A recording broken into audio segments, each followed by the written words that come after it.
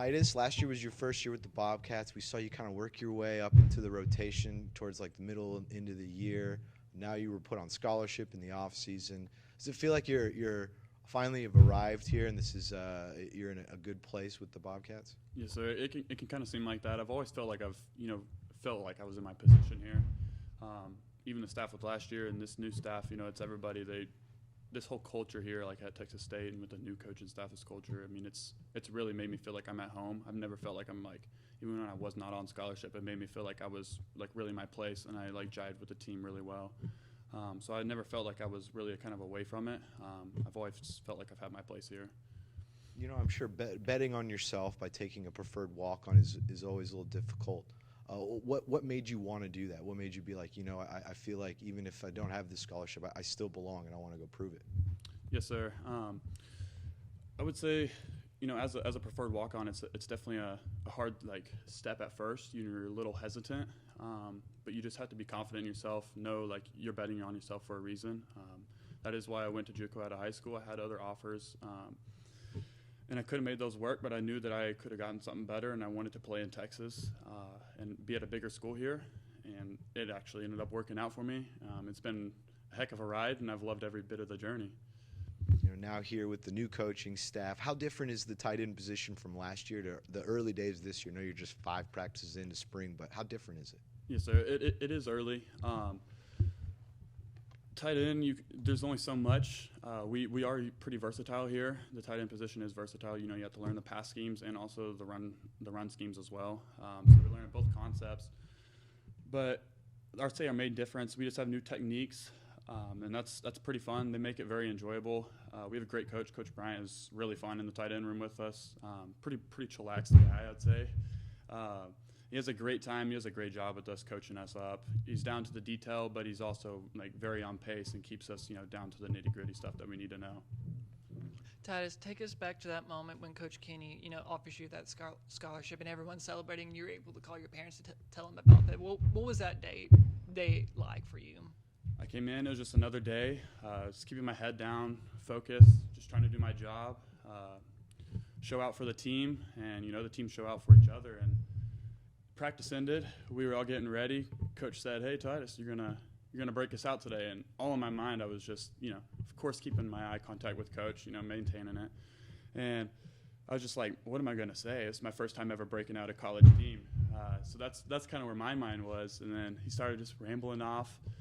And then all of a sudden, he told me I was on scholarship, and my mind just went blank. I had no idea what to think, and the whole team was just going crazy around me. It was a great experience. And what was that phone call like, talking to your parents, knowing that you walked on here and now you earned your scholarship? What was that conversation like with your parents? It was a sign of relief, and just knowing that it was being paid for. That is also, it's a great thing for anybody. Of course, anybody would like that, but it was a sign of relief, not for me, but also my parents. My parents, they do anything and everything for us kids. I have 2 older brothers. They've done anything and everything for us, and they always will, and they said that. But it was really nice to hear them. There was a few tears shed, but it was really enjoyable. My dad answered his phone in the middle of school. It was a great day though. What does it say about Coach Kinne and his staff? They saw you and it was like, we want you to be on scholarship. What does it say about this coaching staff that they trusted you enough to, say like, hey, we're gonna give you this scholarship? It is a big sign of trust. It's nice to know that a coaching staff does believe in you.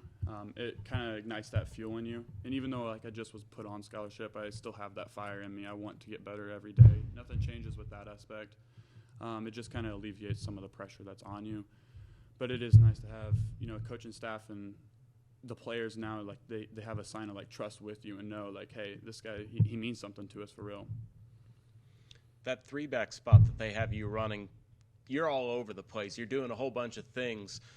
What does that compare to maybe previous offenses that you've been in where the tight end is kind of maybe just a blocker or a route runner to where you could be lined up anywhere, be doing all kinds of things? Yes, sir. We're very versatile, like I said. That's one really cool thing about this offense is last year we were stationary. We would start our position. We would maybe bounce inside the box and in certain things like that. But this year we were motioning in, out of the box, from the box, outside of the box to the other side. I mean, it's anywhere and everywhere you want to put us, we can do it. So that's how they prepare us. Nice. Yeah, that's going to be fun for you. Have you watched any tape on Roger McCullers by chance? I have not. No, if you get a chance to watch some UIW tape, Roger McCullers was a starting 3-back, and he was fun. He did a lot of everything. I'll do that then. Yeah, ask Coach about him. He'll smile about that. Okay.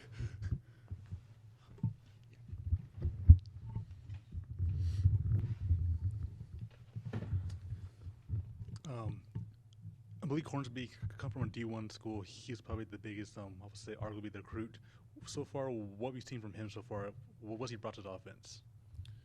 He brings a lot of energy to the offense. I will say that he's a great athlete. You can tell he's running the fastest times in our skill group.